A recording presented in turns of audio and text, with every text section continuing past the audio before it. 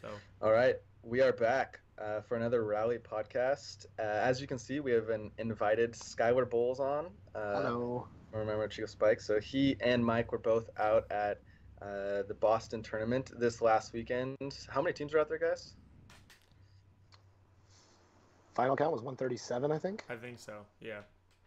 Yeah, so it was the biggest tournament, not in the East, but one of the biggest ones for Boston that we've had, and it was the Grand Slam. Tons of teams out there, and there's actually a pretty surprise final to it. So we'll be talking about how that all went down, and I think a good place to start would be just to give listeners a background. There was a bounty on Chiswick Showalter, who's the number one team in the country. There's a bounty on them. Whoever could beat them would get $500, and this kind of came out of that they would get $2,000 if they were to win every tour stop in the East, which they would have if they had won Boston, but they did not. So, Skyler, would you like to go into the history of the bounty, since you were actually one of the members of Chico when they lost? Yeah, I mean, when we first got that bounty put on us, it was really cool. It was exciting. We had, I think we'd lost once in 2 years so far as of that point. And so in 2015, that was 2015, yeah. 15. They wanted to put a bounty on us, and so Spikeball Chris decided, okay, let's give these guys some incentive and some other people some incentive to beat them.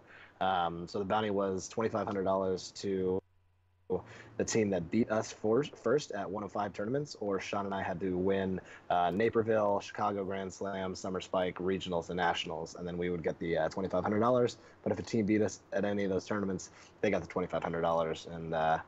And Summer Spike 2015 was not my favorite year, and we ended up losing to Moist or Chiswick Showalter in Game 3 after being up 17-14, and they took that money from us, and we ended up winning the next 4 tournaments and winning out, but we didn't get that money. So.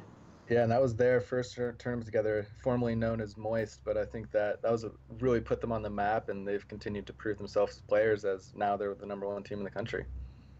Mm-hmm. So, yeah, I mean, go on. So I was saying, fast forward, is that last year they played 2 tournaments together, just kind of mashing up. They came in second at one and then won the other. And then come this year, they became full-time partners, and yet in 2017, they've not dropped a match. Yeah, so they've been an absolute powerhouse. And the poetic justice of it, who happened to win the tournament this last weekend? So the winners was Anchored Long Island, which is Ryan Fitzgerald and Anthony Alvino. Ryan Fitzgerald was Tyler Chiswick's partner for the past 4 years as the rookies. And Anthony Alvino from Long Island also with those two. So it was pretty crazy that the former partner was able to take him out. And side note, that's Anthony's first glassware, pitcher or mug. So that was a big day for him as well, and he was pretty stoked on that. Yeah, and another story of the day that almost kind of got swept under the rug with this was, did it Impact beat Strange, was it? Or am I getting that wrong? Yeah, Impact beat Strange, and I periscoped that series, and Impact just played so clean, and they beat Strange pretty good. Strange was just making mistakes, just hitting on 2 and messing up, while Impact didn't really mess up at all. But something else to note was it wasn't much their serving, because Devin and Jarrett handled the serves of Chris, Hornacek, and Drucker very well, but just made some mistakes, and it was kind of weird to see at that level, because Strange kind of seemed a little bit out of it in that semis. But Impact took it, and that was a huge win for them, because I think they're now even on the year, or Strange might be up 1 match. It's either 2-2 or 3-2 on the year. Yeah, and Impact's been working hard to keep beating these top teams, and it seems like they've really started to excel towards the end of the season. It was interesting seeing the 1 and 2 teams, Chiswick Showalter and Strange Embrace, both lose in the semis, because you got to figure if one of them had went on, they probably would have won the tournament, and this would have been just any other day. But with both of them dropping the finals or the semifinals, we had a pretty exciting finals end. And a really, really exciting end to the end of the finals with that Hand of God by Ryan Fitzgerald. That was a pretty sweet way to end the tournament and win the pitcher. Yeah, so walk me through what made the difference in the finals as far as putting Anchored on top. So I can get into this specifically because I actually looked at the stats for that game, and what I saw was interesting is that Showalter, he had 4 aces, so he had an incredible serving game. He had like 8 for 14 on the net, 4 aces, this is great, tons of breaks, but on 2 he messed up 2 hits, and then on his other 5 hits, Anchor got the ball back to the net on 3. Which means he put it away on 2 of his 7 hits, which is very atypical for almost any spike baller. In the other games I looked at, if you just miss 2 out of your 7 or 2 out of your 6, like that's pretty bad. And he missed 5 out of 7. And then also what was interesting, Tyler Chiswick had an average game as well, but he did have a missed spike and missed set, which all lead directly to a point. So PJ's 4 aces were offset by 4 mistakes that shouldn't happen. And along with that, Alvino actually had a poor game according to the statistics. He didn't have many defensive touches and actually only hit 3 of his 10 serves on the net and didn't really do much there. But again, Fitzgerald had a huge serving percentage, 10 for 13. He put almost all of his hits away, and he was only aced once and didn't have any other mistakes. So the difference there came down to those mistakes because the aces, 5 by Chiswick Showalter, wasn't enough to combat the mistakes they made. Yeah, it sounds like Fitzy was almost the X factor, at least going into that. How would you say his improvement since last year has been going into this season? With the new partner, it's always hard to adjust to that. I mean, he's always been. I mean, I watched that whole series, all 3 games, and I mean, Ryan's always been an incredible setter and chaser down of long balls, and he can play body touches, but he's got that touch. I mean, I think he needs a strong offensive player, to play next to him, but. Evident throughout the games, the quarters, and the round of 16, he was making just crazy diving plays. So I felt like he was on and, very confident. I lost to them in the round of 16, and they were feeling good that day. And, I mean, they made plays when they needed to, and when they were down, they didn't, get down on themselves. They stuck with it. I remember in game 3, after game 1 was pretty typical. Game 2 looked like Chiswick Showalter kind of got a little restless and kind of screwed around a little bit, and then it opened the door. And game 3, you saw it going kind of the Anchored had the breakpoint advantage, up until about 12-13, and then started to shift, and then Showalter got a few aces, and it was 17-14 right then and there. You're like, well, this is typical. This is just going to end, and not unlike Shaun and I in Summer Spike, we.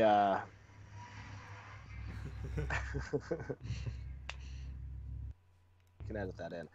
Not unlike Shaun and I in Summer Spike being up 17-14 against them in game 3, we lost, and they did the same thing after some ill-advised hits on 2 and some great body touches and some mistakes, and it looked like they weren't in the right.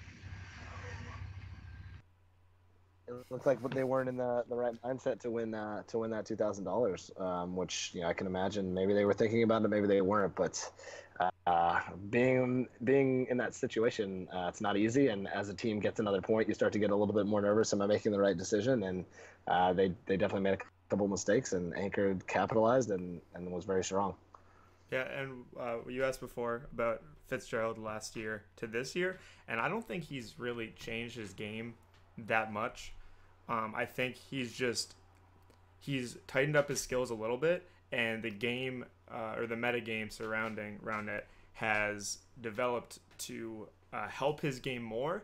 Like last year when he would do push shots, if he didn't do them very hard, they might roll up and people are there. But this year he added a little power to that push shot, and also having those different angles and options is much more viable this year. And also his great setting abilities. It did mostly in the past. It mattered when there were long rallies, because that's how the rookies would get their stuff. They would get a D touch and get a really good set and get it on the net. But this year the long set, those come from getting bad touches. So say Anthony gets a bad touch on a serve, they still have a great chance of getting that point because Fitzy gets it back. So I think his skills have really transferred into this season more than some other players have. What I also saw was just his patience waiting on the net, and he does like to hit drop shots, and he's known to hit a few that may have not been at the right time, as I do too. But I saw a few times where he was really patient and held his hand right to the end and just did a little dinker right off the net, and just patiently waited so the defense had moved, and I saw that kind of excel over the tournament and up into the finals. Yeah, it almost seems like. Do you guys think he has something to prove after Tyler going with PJ? Does getting on that podium just make him ecstatic with his performance this year? I mean, I think that's always there, even if you may not think that. I mean, when your partner leaves you for somebody else, I mean that thought's got to be there. And he's always been a competitor. He's won a bunch of tournaments, and I think that was probably his 50th tournament that he's played in. So I'm sure he sounds like he's still hungry and wants to keep winning. I don't think it was anything special. I think he's hungry every tournament, as is Anthony. And this one, we just kind of got to see that a little more because they had the run. I've never seen him lose and be okay with it. It's just here seeing them win and seeing them get those big wins, it finally pulled off. And you realize how much they want that. Absolutely. So with the whole shakeup at Boston, how do you guys see regionals and nationals going? Is it going to level out to how it was, or is it going to continue with these unexpected results? Skyler, we'll go to you first. What do you think? Well, I mean, you got to think that if Chiswick Showalter plays in the East, I would think that they're going to take that. I don't see too many teams really put up a fight against them. We'll see. And then, the Midwest, it seems like they're the team to beat. Impact is, and I think the West is the question mark of whether it's two guys or Strange, but Strange or Point Loma. That being said, so I think the West could be a toss-up. I think we'll see, the same four kind of teams on the podium, but who knows going to win that? And then the Southeast. Southeast is always a question mark. Yeah. You're not really sure because I'm gonna say shout out to Bolivia. Bolivia would be the team there. They've got on the podium 3 times, and I was talking to one team at Boston. Oh man, who was it? It was who did I get in the car with? On Whipped Cream. Just moved out from California. Yep. Whipped Cream? No. I don't know who I'm talking about. All I know is they came up after the tournament. It was like those Bolivia guys. Oh no, it was Charles Henry. Charles Henry lost to them. Yep. And he said, they're just so crafty. We've never seen them just control the ball and put it anywhere. And I mean that's a testament to what Bolivia does. They control the ball and are the cheekiest, craftiest team out there, I think. Mm-hmm. But I think it is worth noting, for East Regional at least, that Dan McPartland and Nick Sant lost to Anchored in the quarters in 3 in extras. And Dan earlier in the day was hitting some crazy aces, and he did not hit many in that series. So he was a couple good serves away from knocking those guys out. So I don't know who Dan's going to play with at regionals, but him and someone could definitely give Anchored or Nashburg a good run in their, because I guess right now, if you assume Chili Shoal had taken 1, it's really a race for second between probably Hilltop, Anchored, and Nashburg right now. But I think Dan and another partner could really shake that up like they did last year, getting 5th. Yeah, that's a good point, and that just is testament to Spikeball and how one error here or there can really change the whole bracket, change the winner, the loser, the outcome, and that's the hard part, these mental errors. And if you see, I mean, Hilltop was playing really incredible. They almost took Strange down. They took him to 3, beat him in the first game, I think, pretty good, and they're working on their game, their teamwork. They really look like they want to win, and they're definitely playing at the top of their game right now. I would also be curious what that rematch between Anchored and Chiswick Showalter is going to look like. A little bit of history there, a little bit of a win under their belt. Yeah, and anytime a team like that who doesn't lose often, anytime you're going up an opponent that has beat you, there's that doubt that creeps in. So it makes things interesting. I totally agree. Yeah, well, after Chico lost, they won the next 4. So is Chili Showalter going to win Chicago Regionals, Nationals, and then maybe something in between? Maybe. No easy feat. We'll see. That'd be awesome. I'm stoked for Regionals Nationals. Before we take off, though, the people want to know, Skyler, how are you feeling about the last time we were on the rally? We announced you and Buddy. How are you feeling about that? Where are you guys' heads at? I think our heads are good.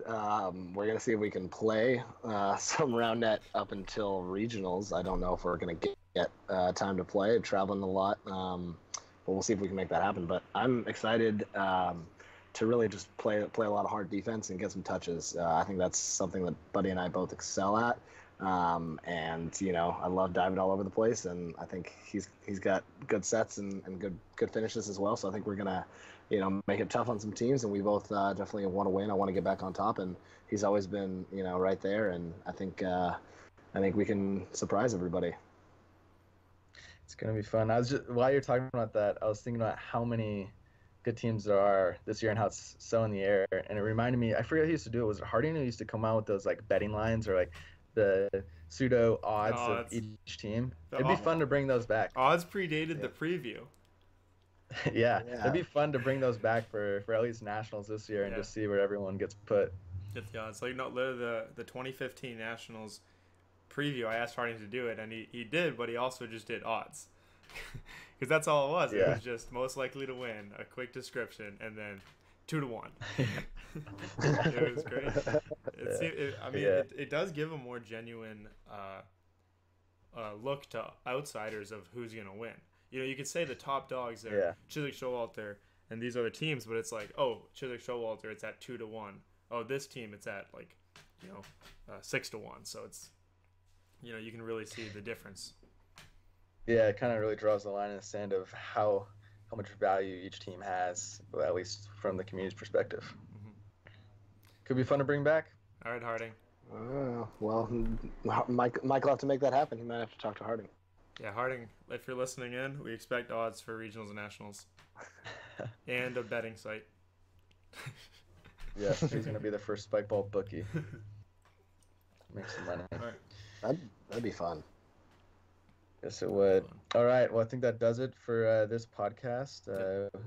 We were pretty excited to get on and talk about Boston just because it was not what anyone expected, but we love when that happens. So hopefully regionals and nationals delivers those types of results as well. Mm-hmm. It was quite a poetic finish to the bounty. Mm-hmm. Yes, it was. Maybe next year. Whoever gets the bounty next year is going to be shaking in their boots. Yeah, you don't want that. All right. Well, we also might just have a nice open season next year where there isn't just one unbelievable team, but you can only hope. That's what I'm hoping for. Well, thanks, Shaun. Thanks, Skyler, coming on. No problem. Happy to do it. All right. Absolutely.